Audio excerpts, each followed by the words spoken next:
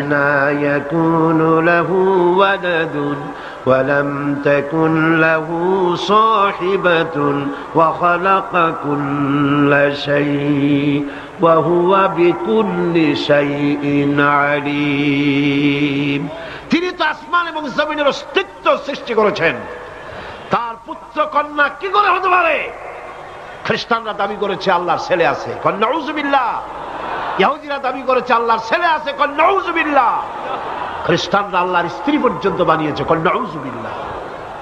আল্লাহ পাক বলেন ছোট্ট একটি সূরার ভিতরে তাওহীদের কথা এমন ভাবে পেশ করেছেন যা গোটা পৃথিবীর মানুষ যদি হেদায়েত পেতে চায় ছোট্ট সূরাটি তার জন্য যথেষ্ট। পড়েন আমার সাথে, কুল হুয়াল্লাহু আহাদ। পড়েন সবাই, কুল হুয়াল্লাহু আহাদ আল্লাহুস সামাদ লাম ইয়ালিদ ওয়া লাম ইউলাদ ওয়া লাম ইয়াকুল লাহু কুফুয়ান আহাদ। আল্লাহ পাক বলেন, হে নবী আপনি বলুন আল্লাহ এক এবং একক, তার কোনো অংশীদার নাই,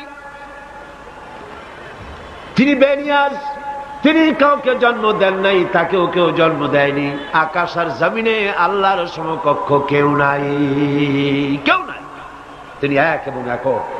তার একত্ববাদের দাওয়াত দেওয়ার জন্য অসংখ্য পয়গম্বর আল্লাহ পাক এই দুনিয়ায় পাঠিয়েছেন, আর সমস্ত পয়গম্বর দাওয়াত দিয়েছেন কি লা ইলাহা ইল্লাল্লাহু মুহাম্মাদুর রাসূলুল্লাহ। সবাই দাওয়াত দিয়েছেন লা ইলাহা ইল্লাল্লাহ, লা ইলাহা ইল্লাল্লাহ, লা ইলাহা লা ইলাহা ইল্লাল্লাহ। কোনো ইলাহ নাই, কোনো আইনদাতা নাই, কোনো বিধানদাতা নাই, কোনো শাসনকর্তা নাই, আল্লাহ ছাড়া কেউ নাই। বলেন সুবহানাল্লাহ। আল্লাহ এক এবং একক, তিনি সব সৃষ্টি করেছেন। আল্লাহ পাক বলছেন আল্লাহুল্লাযী খালাকাস